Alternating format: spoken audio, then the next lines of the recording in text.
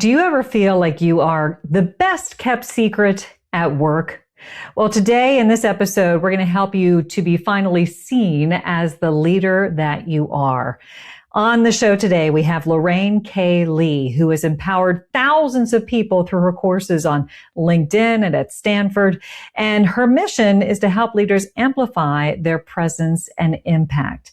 And today you're going to become one of those people who shares in her wisdom to help you to be able to have the presence that you deserve. Stay tuned.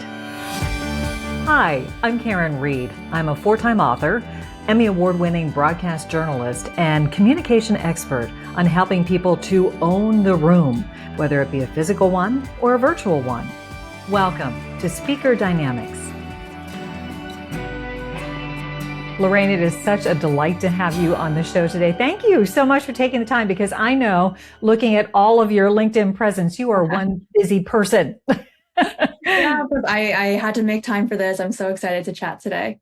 Yeah, it's been several years since we originally talked, and you were just beginning to grow your business. So it's been really exciting for me to watch you really come into your own and have such a great impact across so many different spheres of influence. So one of the things that you did recently is you wrote a book right here, Unforgettable Presence. And I actually told you, but I'm going to prove it. I have taken a bunch of highlights to all the pages. I was reading it on the plane on the way to a client engagement, and the person beside me was finally like, "What are you reading? You're highlighting like the entire text." And so I showed him, and he took a picture of it. So he was excited to read it. But Unforgettable Presence is a fantastic read. So congratulations on that. I have to ask you, what made you decide to write the book? So it wasn't anything that like I had a dream to write a book for my whole life. But what ended up happening was I started my business, and about a year in, a publisher reached out to me on LinkedIn, and they asked if I had ever thought about writing a book. And before that, I had a few former colleagues who kind of planted the seed, who had asked me as well, "Have you ever thought about writing a book?" And I hadn't. But then after they said that, I thought, this kind of makes sense. And so by the time the publisher reached out and I had to write my proposal, I really thought back to what would this book be about? And it brought me back to earlier on in my career. I was a founding editor at LinkedIn. I was someone who was well-liked, respected by my peers. I worked really hard, worked on high priority projects. But as hard as I tried, I could not figure out how to get promoted from my mid-level position into a senior management position. And I wanted it so badly, but it just wasn't happening for me. And after leaving LinkedIn, I had more time to reflect, to talk to mentors, to talk to peers, and figure out what was I doing wrong? Because on paper, everything seemed right to me. And what I came to realize is that a big piece of what I was missing was presence in terms of how others saw me. A few months later, I joined a company called Prezi, and then a few months later, COVID happened. And then I realized when our whole world went virtual, well, presence is not just about how you see me and how I'm showing up in person, but where is your presence felt? Where are you being seen? Because now we have a video presence. As you mentioned, Karin, we have a LinkedIn presence. We have presence in the small talk conversation at the start of a meeting, in the way we send that Slack message. And I really wanted to make it clear that presence was this formula, how and where you are seen. And it's not just about executive presence and those big high stakes moments, but rather our reputation and our presence and trust and credibility are built in those sometimes seemingly small moments that we have throughout the day, but they happen much more frequently. And so we need to be really intentional about those if we want to grow our careers. Yeah, and I know that you draw a distinction between executive presence, which is where I spend most of my time, working with those senior leaders to have them, be able to have impact and influence across the enterprise. But you talk about professional presence. So is that what you mean when you talk about professional presence? It's kind of like that multi-platform stamp of credibility, I guess? Yeah, so it's really about making sure that you're being seen by the right people at the right times in the right places. So executive presence, I think for a lot of people, there's sometimes certain connotations with it. There's people who think, oh, I'm at a certain level. That's not really something I have to address right now. Or you think, oh, it's only, again, for those high stakes situations.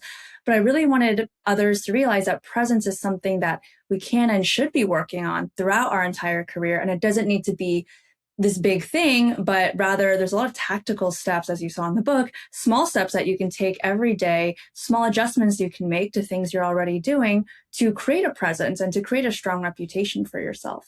So it's a mistake for those mid-level and mid-career managers to think, oh, I don't have to worry about presence right now. I'm just, doing good work and I'm going to get noticed. That's one of the big mistakes that you point out. But are there other common mistakes that you see that people make when it comes to establishing professional presence? Taking a more, I don't want to say, I don't know if laid back is the right word, but maybe not realizing how much control you have over it. I think when it comes to presence and our careers, it can be so easy. Like you said, Karin, oh, I'm working hard. Of course, I'm going to get recognized. Or, oh yeah, I of course I know, or my manager knows that I want to get promoted. And you realize, or I realized the hard way, and others might learn over time, that you have to be really intentional about this. And you have to adopt the mindset of becoming the CEO of your own career. So presence is not something that you'll just simply learn through osmosis over the years. Like, you have to be really thoughtful about, okay, what do I want my presence to be? How do I want this to be felt? Who do I want to see it? And we can take action to really advocate for ourselves, because if not you, then who? Even with the best managers in the world, and I had so many amazing managers, you are ultimately going to care the most about your own career. And so in that sort of early career, mid-level, I mean, that's the best time to really take hold, right? Otherwise, it's so easy to fade into the background. Yeah. And I do want to find out the tweaks that you made yourself to be able to switch that situation. But I also want to just establish that this was challenging for you because you consider yourself to be an introvert. So, tell me a little bit about how introverts can stand out when it feels like, loud voices are the ones that are heard above all others. Yeah. Well, before I answer that, I'm curious, Karin, are you extroverted or introverted? I think I am extroverted, but I also, but I do enjoy my time to decompress as well. Sure. So I think it's funny because I'm married to somebody who is just 100% extrovert. And at times I'm like, we do not need to invite the world over to our house this weekend. Like, we can just have like 8 people. So that's like, there's distinctions between being extroverted, but I enjoy people. Obviously, I love finding out their stories, but so I'm still in the extrovert category, but just not to the extreme. But you consider yourself to be an introvert. Yes, very much so. And like you said, it does feel when you enter corporate America that it is the loud voices who get the most attention. And I remember feeling like I had to fit some sort of mold. And at the end of the day, oh my gosh, I was so exhausted because you are trying to be something you're not, and you're trying to be louder and put yourself in social situations where you might not necessarily, have that energy to really thrive there. And you're just pushing yourself. And so one, it was really helpful for me to realize that I am an introvert, and like, what does it mean to be an introvert? It's about energy management. It doesn't mean that I don't like talking to people, but I might get more tired faster in a group. And then I realized, well, introverts have a lot of superpowers that make them really well suited to be wonderful leaders. So a few off the top of my head, the first one that was huge for me was, well, introverts are often really great writers. Written communication is a strength.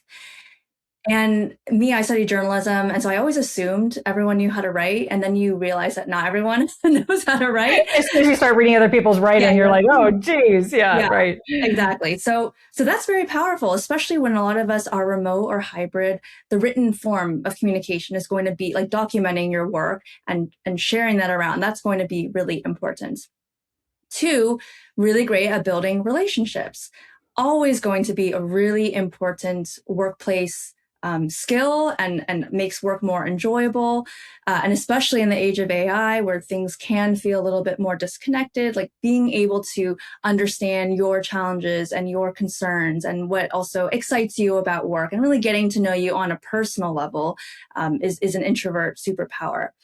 And then the third that was perhaps the most maybe like untraditional or surprising to me was that introverts are actually really great public speakers, especially in prepared scenarios. So impromptu speaking, maybe, an introvert gets a little more nervous about that, but introverts, again, they try to understand their audience, they prepare really well.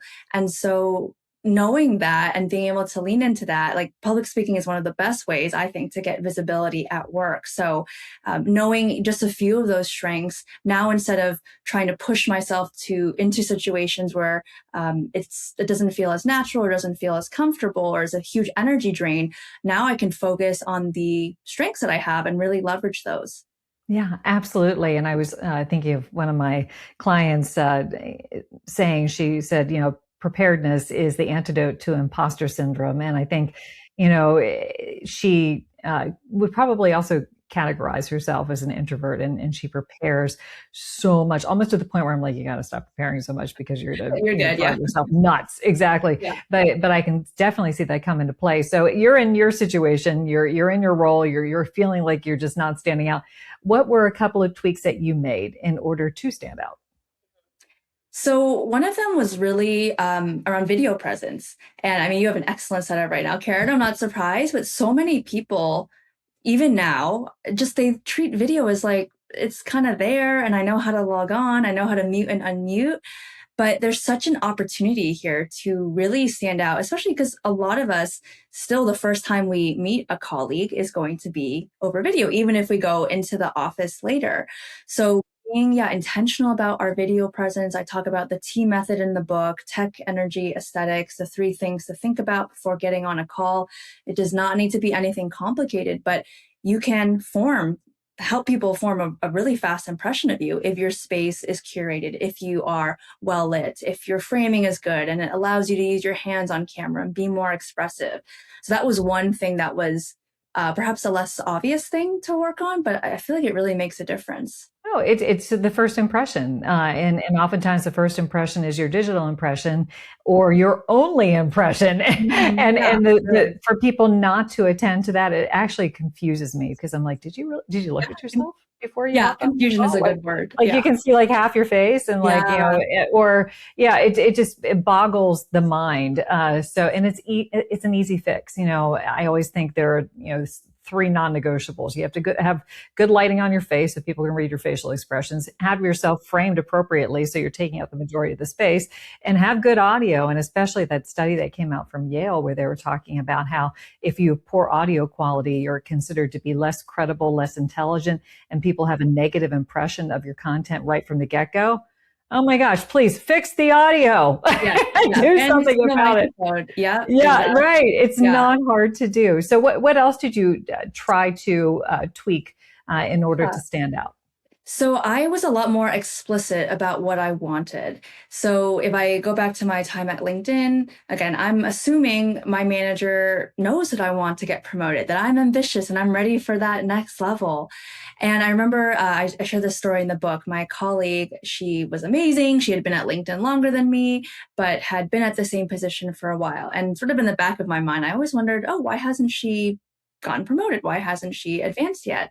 And then one day she comes into the office and promotions are announced and she gets promoted. And I'm so excited for her. And I go up to her and I say, what happened? I know you've been wanting this for a while. And she says, oh, our manager didn't realize I wanted to get promoted. And when I told him I wanted to get promoted, he was like, oh, okay, sure. You're ready for that. And that just blew my mind that you have to be so explicit about it. But it's true. If we think about all our different coworkers, people are at different life stages. They want different things. Some people don't want to get promoted because maybe it means a longer commute or more meetings or what have you. And so to be really explicit about what you want and not just say it once and again, assume your manager is going to remember, but to, again, advocate for yourself, bring it up respectfully, of course, not like every day and being annoying about it, but bring it up regularly so that you're not forgotten and that can stay top of mind. And related to that, once you decide, okay, I do want that promotion, don't wait till the last minute when it's annual review time. Make sure you are planning for that. I mean, at least 6 months in advance. And again, like I thought, okay, my manager is just going to assume, once they know, they're just going to decide, is Lorraine ready? And then I realized, oh, there's a whole room full of people who are talking about me. I have to get buy-in ahead of time. I have to create a promotion case. So if you wait till the last minute, once annual reviews are there, it's probably too late. You have to figure out who's going to be in the room, how much notice you need to give people, talk to those people, try to get them on your side, let them know you want to get promoted so they can help support you. So again, it's not rocket science, but it does take some intentionality and thoughtfulness. But then once you have that information, you're much better off for it. You also talk about being strategic in choosing what jobs to pursue, like within like what initiatives to pursue within your role, and others that you should just kind of let go. Tell me a little bit more about that. Mm-hmm. That really ties back to working smarter, not harder. So I was someone, again, because I thought, okay, more work. I'm really proving myself, like I'm ready for that next level.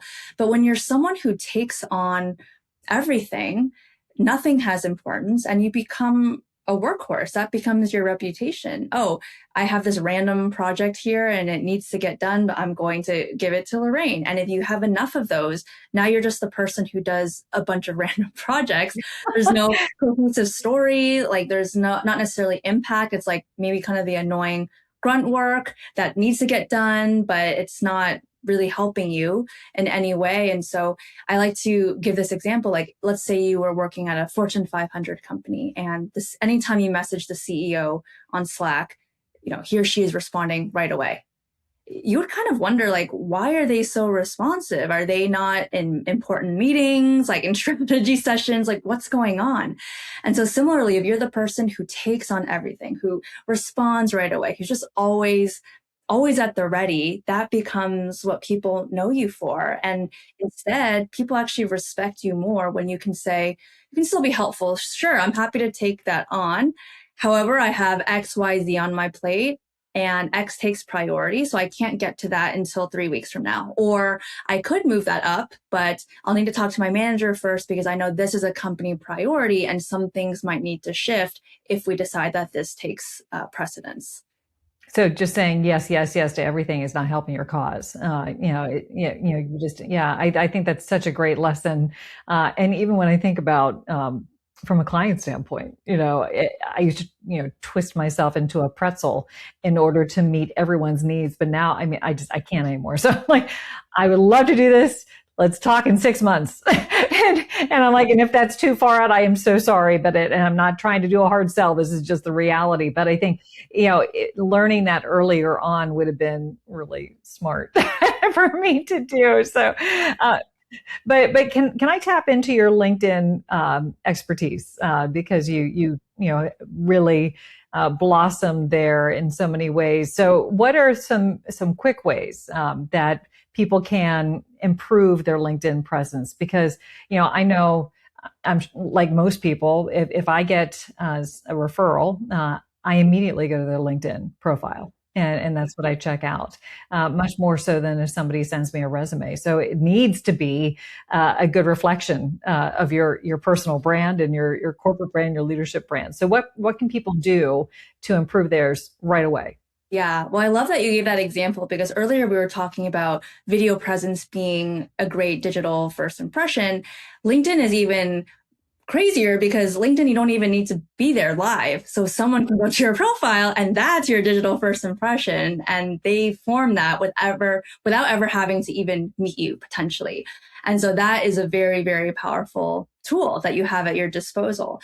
And so the first thing I like to say about LinkedIn is a mindset shift. So realizing that LinkedIn is not just for looking for jobs, but it's really become a place for content, community, conversation. So that's what LinkedIn wants to bring people to the platform for and keep them on there. So a few quick things that you can do to build your presence. The first is the background photo.